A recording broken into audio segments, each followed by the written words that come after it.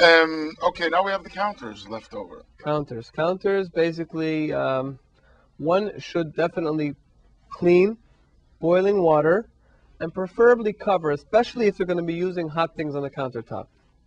Also, if you have a stone countertop like polished granite or polished marble, boiling water is enough to kosher it. Okay, so this is the Passover process, and we are preparing for Passover.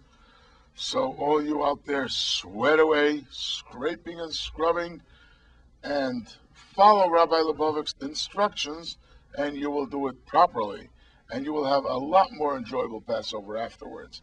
But let's go back. You do go kosher all year round. Right. What do you do? What is your role in all this? Well, this is an organization. I want to be kosher. Okay. So then somehow you'll find us. We have small running classifieds year round in different papers. And well, I'm watching the show. Yeah, okay. You call us at 1-888-GO-KOSHER. I or one of my associates will take your call or get back to you and discuss your situation, and we'll try to ascertain where you are holding now vis-a-vis kashrut, what level of kashrus, if any, you have kept till now, and going from there, we'll give you some type of a consultation as to what to expect, what you may have to replace, what we may be able to salvage as far as rekoshering some of your items, how a typical kosher kitchen runs with the meat and the milk and the washing things separately, as far as dishwasher is concerned, as far as one oven, two ovens, or as far as using the same oven for both, with some provisions. So we have to come back to a couple of Passover questions. Mm-hmm. You mentioned a dishwasher. The refrigerator we forgot to discuss. The refrigerator is usually not an appliance that really has to be koshered, especially because everything is cold to cold. Cold to cold is no issue, but you have to clean it properly. There's no absorption of taste. Right. And also the things that you put in the fridge are usually not hot, so they're not going to absorb from there. But you must clean it properly, remove any chametz, any crumbs, anything. Simply physically wash it down wash it down well. Good Windex and good Fantastic. Right. Now, as far as the dishwasher goes, generally speaking, the dishwasher... But a lot of people do cover, like, the immediate area where they like to put a little silver foil or something. Yeah, that's fine. But it's not necessarily halakhically obligatory. Right. Okay. How about a dishwasher? A dishwasher generally is not to be kosher for Passover, and that is because there may be. It's hard to say that there are that there is totally no iota of chametz anywhere to be found in the dishwasher. Generally, and also because the racks are made out of plastic, which is also an iffy kosherable material, so and especially by Passover. Change the racks?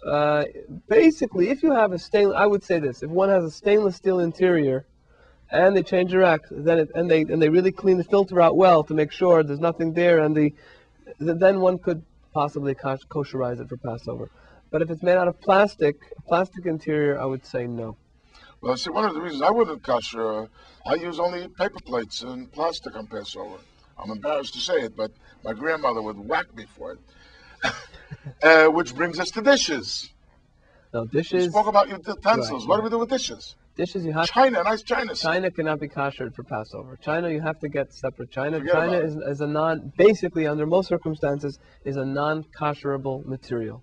You can't do anything with it. What about glass? Crystal. Glass you can kosher. And for cold drinking water, the general procedure is to soak it in tepid water, like in the bathtub, for 3 days, changing the water every 24 hours. And if it's glass that was used for heat, usually we do not kosher for Passover. So we can now have a very clean, pure Passover, and anybody out there who wants to be kosher year-round, you can become kosher. Rabbi Lebovic will explain to you the intricacies of kashrus, of keeping a kosher kitchen, of keeping kosher utensils, and of keeping kosher year-round.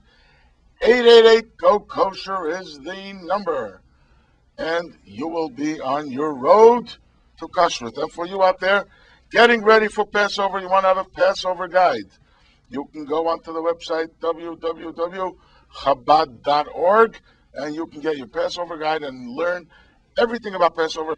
Also, every single caller to us will get the Haggadah Shel Pesach, the new revised edition by Rabbi Goldberg, Passover Haggadah, given to us by J. Levine and Company. J. Levine will also give away the Living Jewish Guide. The Living Jewish Guide for anybody who wants to know what's out there, either to shop for Passover or year-round, to enhance your Judaism, learn about Judaism and Judaica. J. Levine Judaica will send you that guide when you call. And for you out there, it is good to be kosher. Kosher is God's way. It's God's diet. And with God's diet, we will surely be healthy. Rabbi Lebovic, you are performing a wonderful service, and I thank you very much for taking some time out.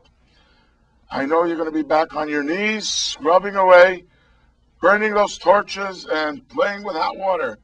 But please be careful. And to you out there, get ready for Passover. You need some help? Give a call. It will be out there.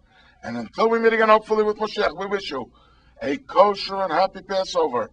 Bracha v'atzlacha, and all the best. Moshiach, Moshiach, Moshiach. Oy, oy, oy, oy, oy. Moshiach, Moshiach, Moshiach. Oy, oy, oy, oy, oy. Moshiach, Moshiach, Moshiach. Oy, oy, oy, oy, oy. Moshiach, Moshiach, Moshiach. Oy, oy, oy, oy, oy.